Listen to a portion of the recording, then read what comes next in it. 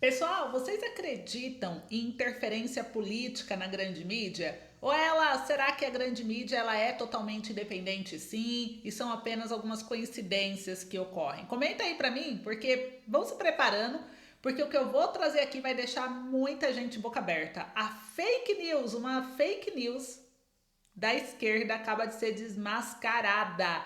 E dessa vez o circo pegou fogo, meus amigos. Após a misteriosa queda de Lula no banheiro do Palácio do Planalto, a esquerda tentou fazer um grande teatro, como se Lula estivesse controlando o Brasil e o mundo, mesmo à distância, manipulando inclusive as decisões aí do BRICS, né, da reunião que ele participou e que eu vou explicar para vocês. Mas a verdade veio à tona e nós vamos revelar todos os detalhes aqui nesse vídeo para vocês. Fiquem ligados porque o que eu vou mostrar aqui vai acabar de vez com essa farsa. E isso não é tudo. Lula, que vive dizendo ser o defensor dos pobres e tal, acaba de arruinar o sonho de milhões de brasileiros, mas isso, ó, ninguém comenta sobre, mas aqui no nosso canal você sabe por quê? Porque eu estou aqui para trazer a verdade, coisa que a grande mídia não vai expor nas primeiras páginas para vocês, né, meus amigos? Por isso vocês estão aqui no canal para ficar por dentro de tudo que essa grande mídia não quer que você saiba ou não te mostra com a responsabilidade que deveria. E aqui nesse vídeo, enquanto Jair Bolsonaro, quando presidente, tomou uma ação gigantesca para o público mais pobre, de baixa renda, cumprindo inclusive uma de suas maiores promessas de campanha, Lula continua enganando o povo e eu vou mostrar para vocês, tá? Acreditem, vocês não vão querer perder essa bomba que vai chocar o Brasil. Antes de continuar, não esquece de se inscrever no canal, deixa seu like, compartilha o vídeo com o máximo de possível de pessoas que você puder e vamos espalhar a verdade e as informações para que todos conheçam o que de fato acontece por trás dos bastidores. Agora prepare-se para descobrir o que realmente aconteceu no Palácio do Planalto e por que Lula está mais desesperado do que nunca. Vamos começar com uma matéria aqui que me deixou chocada e eu acho que vai deixar você também. Olha só, 30 meses não tem como. Quem é o deputado que reclamou da propina parcelada? Gente, parece piada, mas não é. Saiu aqui na UOL, o deputado federal Luiz Carlos Busato, ele foi citado em uma delação sob suspeita de ter recebido propina em contratos na área da saúde, firmados pelo município de Canoas durante sua gestão de 2017 a 2020. Em áudios apresentado pelo delator, ele reclama do parcelamento em 30 vezes do valor da propina. 30 meses não tem como, Cássio, diz no trecho divulgado com exclusividade pela coluna da Natália Portinari do UOL. Isso daqui me deixou tão perplexa, eu nem sei qual palavra usar para poder falar sobre isso com vocês, mas assim, essa revelação envolvendo o deputado Luiz Carlos e sua suposta reclamação sobre o pagamento de propina parcelada em 30 meses é mais um capítulo vergonhoso da triste novela da corrupção do Brasil. Segundo o que foi divulgado, o parlamentar teria questionado o fato dos pagamentos ilícitos serem feitos de forma parcelada, como se a única indignação fosse o prazo longo da transação e não o próprio ato corrupto. Esse episódio evidencia o quanto a corrupção ela se tornou quase um mecanismo naturalizado, sabe, no nosso sistema político, onde alguns parlamentares se sentem tão à vontade nesse meio que não temem sequer expressar insatisfação com os detalhes mais escandalosos. O fato do Luiz Carlos aqui ou qualquer outro parlamentar demonstrar essa confiança em meio à corrupção não surpreende quando olhamos para o contexto político atual. A gestão federal, com suas decisões e atitudes, pode criar um ambiente que os corruptos se sentem seguros para agir sem grandes receios de consequências. O governo Lula, com seu passado manchado por denúncias, condenações que foram anuladas por questões técnicas, mas nunca completamente esclarecidas, manda sinais que deixam os que praticam ilícitos cada vez mais confortáveis. É lamentável que no atual cenário esses esquemas de propinas e pagamentos escusos não sejam apenas uma aberração pontual, mas sim uma prática sistemática que vem sendo mantida com uma naturalidade e confiança sem igual. Aparentemente, muitos parlamentares se movem em um terreno de impunidade tão profundo que o debate já não é mais sobre se deve aceitar ou rejeitar a corrupção, mas sim sobre os termos em que ela é conduzida. Enquanto a justiça e o governo não colocarem um fim claro e contundente nesse ciclo vicioso, veremos cada vez mais casos como o desse parlamentar, onde o absurdo deixa de ser o ato corrupto em si, mas sim as exigências de como o ato deve ser conduzido. Esse é o triste retrato de um sistema onde o crime compensa e as punições parecem cada vez mais distantes, especialmente quando o cenário político favorece que tem a confiança de que as coisas continuarão sem grandes consequências, né? Agora eu vou trazer aqui um outro ponto para vocês também, que saiu e que eu achei bem importante trazer também. E é uma notícia boa, né? Vamos de notícia boa também. Olha só, Valdemar vai dar posse ao Eduardo Bolsonaro na cúpula do PL. Então essa notícia aqui, gente, ela vem com base naquela estratégia que eu comentei com vocês, que a direita está se fortalecendo, se unindo a outros partidos e parlamentares para unir forças para 2027, trazer uma mudança radical dentro do Congresso. E isso preocupa a esquerda, isso preocupa o STF e está prevista para a semana que vem a posse do Eduardo Bolsonaro numa vice-presidência do PL, criada especialmente para abrigar o filho 3 do Bolsonaro na cúpula da legenda.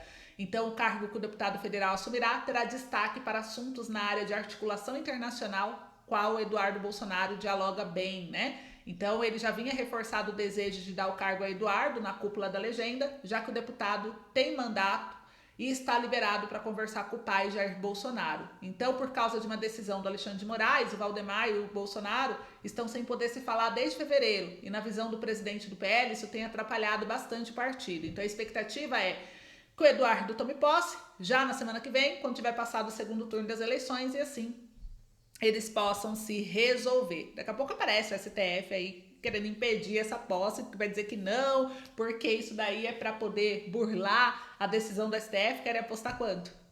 Eu aposto sem medo.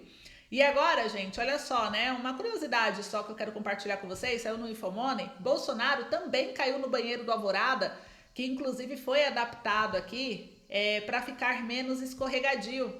O acidente doméstico se deu em 23 de dezembro de 2020, antevéspera do Natal, e o ex-presidente escorregou no banheiro, bateu a cabeça no piso de mármore e passou a noite no Hospital das Forças Armadas.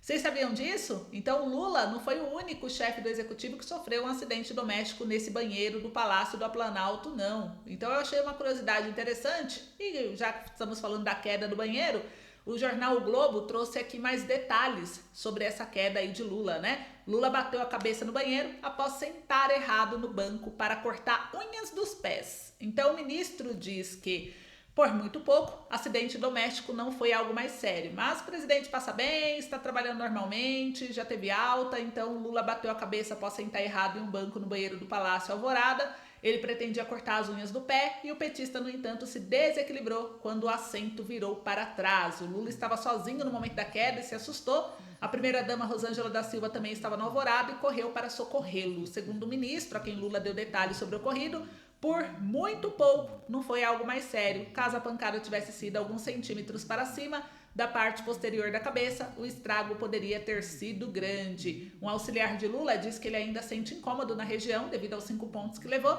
mas está bem, despachando e cumprindo suas atividades diárias no Palácio da Alvorada.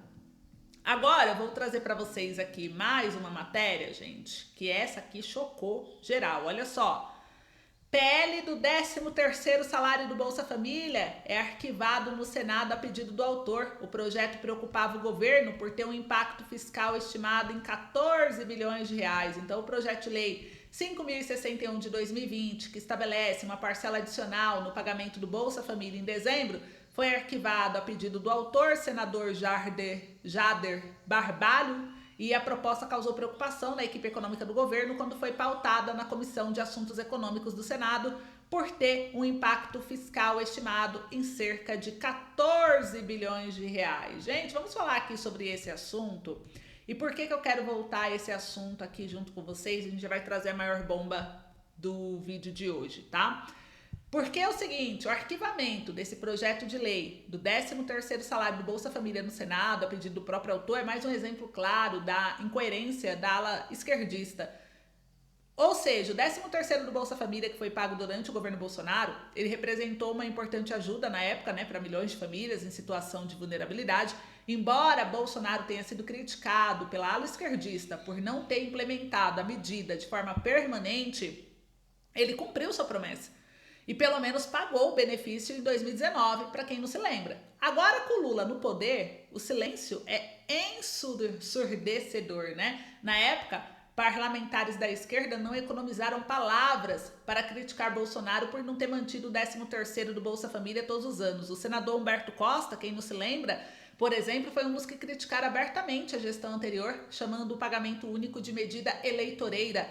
Outro nome foi o deputado Paulo Pimenta, que na época afirmou que a população necessitava de um compromisso de longo prazo com o programa e não de promessas temporárias. E foram vários, né? Mas agora com Lula no poder, onde estão essas vozes que cobraram tanto do governo anterior? Lula prometeu durante a campanha uma gestão voltada para os mais pobres.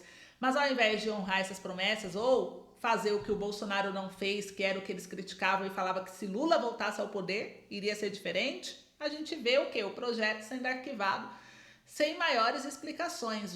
A falta de compromisso desse governo é gritante. Aqueles que, durante a gestão do Bolsonaro, vociferaram sobre a importância de garantir o benefício, hoje se calam diante da decisão de não levar a proposta adiante. A gente sabe que o 13º para o Bolsa Família é algo que realmente leva a um gasto muito grande e tem muitas outras prioridades a serem feitas no nosso país. E quando o Bolsonaro disse isso, Bolsonaro foi amargamente criticado. E essa atitude de Lula, do seu governo, revela essa incoerência entre o discurso e a prática. Prometer e não cumprir parece ter se tornado uma marca registrada do governo atual, e a crítica feroz que fizeram o 13º de Bolsonaro agora soa vazia e hipócrita, pois quando tiveram a oportunidade de melhorar a situação dos mais necessitados e que disseram defender, né, optaram por não agir. Mais uma vez, a política de esquerda se mostra repleta de contradições, priorizando o discurso em vez de ações concretas que realmente beneficiam a população. Então, o pessoal aí do Bolsa Família, né, que apoia aí o governo, vão abrir os seus olhos, porque tá muito claro a intenção do governo, só não vê quem não quer, certo? Gente, agora, olha só que bomba. Na tentativa de pintar Lula como um herói e pacificador pela mídia esquerdista, ela chegou a um novo patamar de incoerência. Recentemente, veículos de comunicação alinhados à esquerda celebraram com entusiasmo o suposto papel de Lula em pressionar para que a Venezuela não fosse convidada ao BRICS, projetando uma imagem de estadista firme, responsável. No entanto, logo após essa propaganda, a verdade veio à tona e eu vou te mostrar aqui em tela para vocês verem junto comigo. Quer ver? Deixa eu abrir aqui para vocês. Olha só o que saiu pela mídia esquerdista. Começando aqui com o G1. O G1 trouxe aqui na matéria, colocou a matéria em primeira página, né? Nem Rússia se levantou por Venezuela entre parceiros do BRICS ante restrição de Lula. Brasil pediu análise cautelosa de vontade de Maduro de ingressar no grupo e freou adesão. E o blog antecipou posição do presidente brasileiro. Calma que tem mais. Aí veio a outra. Esse daqui veio o CNN Brasil. Países dos BRICS atendem Brasil e excluem Venezuela da lista de acesso ao bloco.